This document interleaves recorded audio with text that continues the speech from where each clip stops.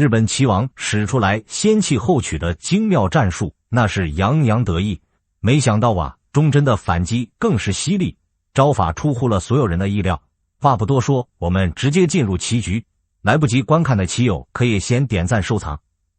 忠贞敌中炮开局，岛国棋王松下撒尿上马，红的上马，黑的出车，红棋进骑兵，黑棋平炮亮车，红的上马，黑棋补象，红棋跃马河口直取中卒，黑棋并没有选择上马，他补一手士，那红棋两头蛇，黑棋要知高车准备对，那红棋呢就出车给他腰对。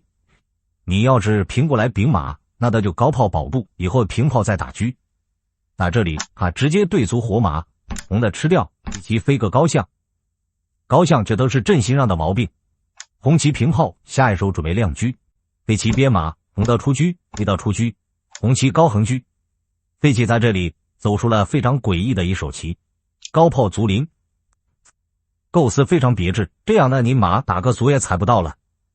那红棋平车站肋，黑棋把象落回去，下一手准备高车，那敌之要点及我之要点，先抢住，那黑棋就送个卒，那吃掉，黑棋直接沉底炮，这个马呢就不要了，这葫芦里卖的什么药呢？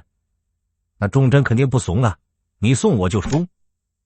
黑棋上马，原来呀他想施展先弃后取，这样呢你一逃可以吃，又踩着炮。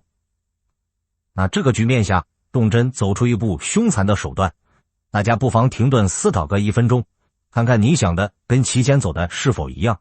好，时间到。忠贞这个车不仅不逃，再送一个车给你，你现在怎么办？你首先打这个车不行吧？